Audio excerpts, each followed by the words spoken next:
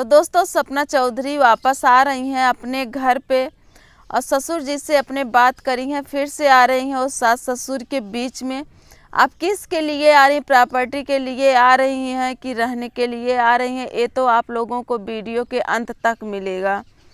तो दोस्तों आप लोग वीडियो में बने रहिएगा, अंत तक वीडियो देखिएगा कि चौधरी परिवार में क्या हो रहा है। अब तो स्वागत करते हैं दोस्तों अपने निशा सिंह ब्लॉग चैनल में। तो आप लोग बने रहिएगा दोस्तों, में छोड़ के मत भागिएगा।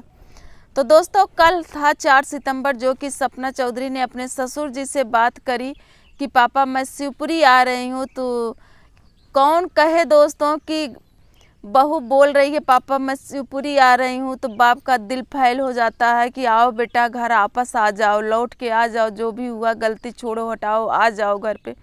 ऐसा कुछ भी नहीं बोले दोस्तों, तो ये बोल रहे हैं क्यों आ रही है घर पे, किस लिए आ रही है तू घर पे। दोस्तों हम समझ नहीं पाते हैं कि कितने करेज पत्थर दिल के इंसान हैं सपना के ससुर जी। कैसे वो 2 बेटों के जाने के बाद 2 पोतियों से भी दूर हो चुके हैं, अपने बहू से दूर हो चुके हैं। कैसे इतना वो संतोष कर ले रहे हैं दोस्तों, हम तो कुछ समझ में नहीं पा रहे हैं। और कहते हैं दोस्तों कि जो शादी का गोल्ड था वो सपना का गोल्ड नहीं है। बताइए ऐसा कहीं होता है? शादी में जो चढ़ावा चढ़ता है गोल्ड बहुओं का, तो बहू बेटी का ही होता है। उसमें ना मायके वाले का हक होता है ना ससुराल वाले का अधिकार होता है, किसी का अधिकार नहीं होता। वो तो चाहे बहू की हो तो बहू की, बेटी की हो तो बेटी की, इन दोनों का होता है। लेकिन सपना चौधरी अपना गोल्ड भी नहीं पा रही हैं, बोल रहे हैं कि गोल्ड बेटा तेरा नहीं है। अब बताइए दोस्तों ऐसा कहीं होता है कि जो आप चढ़ावा ले गए थे तब तो कुछ भी नहीं है सपना चौधरी का। जो 2 बच्चियां हैं वो भी तो सपना चौधरी की नहीं है, लेकिन फिर भी सपना चौधरी उन दोनों बच्चियों को लेकर क्यों इतना परेशान है। फिर तो आपको सपना चौधरी को इस घर से नहीं जाने देना चाहिए था, क्यों जाने दिए आप? आपकी सब बहू अगर घर से गई है तो आपकी 2 बच्चे लेकर गई है, तो आप अपने बच्चों के वजह से अपनी बहू को रोकना चाहिए था। अगर आपकी बहू आपके घर आती तो दोनों बच्चों भी आपके साथ रहते। आप कैसे दादा दादी हो दोनों, कैसे का संतोष कर लिए अपने बच्चे को और कैसे जाने दिए अपने बच्चे को सपना चौधरी के साथ? नहीं जाने देना चाहिए था।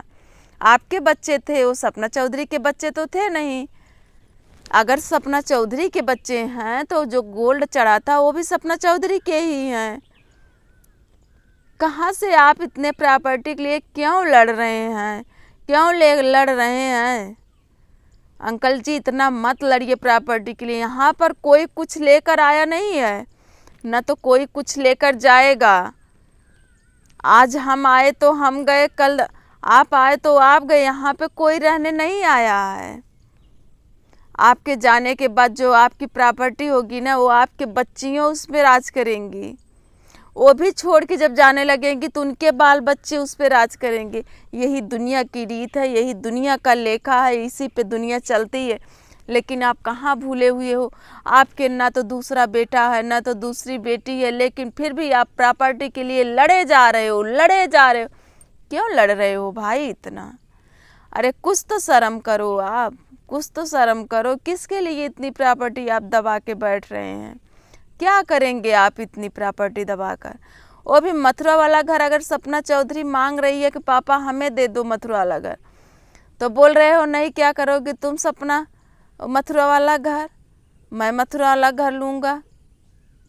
अरे अंकल जी आप क्या करोगे? आप लोगे तो भी एक दिन सपना का होगा, सपना लेगी तो सपना का तो है ही। फिर आप इतनी लड़ाई क्यों लड़ रहे हैं प्रॉपर्टी के लिए, क्यों लड़ रहे हैं इतना? बताइए।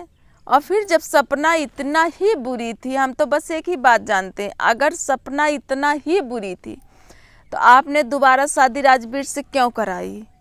नहीं कराना चाहिए था। राजवीर की दूसरी शादी आप कर दिए होते। सपना के एक बच्ची थी, उस समय घर से चली गई होती, कहीं पे भी सपना की शादी होती, कैसे भी होती, चली जाती, दूसरा ससुराल उसे मिल जाता। तब उस समय आपने क्यों इतनी बड़ी दया दिखाई थी? दया दिखाई थी कि अपने घर की सच्चाई छिपाई थी? सपना ने तो बोला है कि आपने अपने घर की सच्चाई छिपाई थी, दया नहीं दिखाई थी। इस तरह से सच्चाई नहीं छिपती है।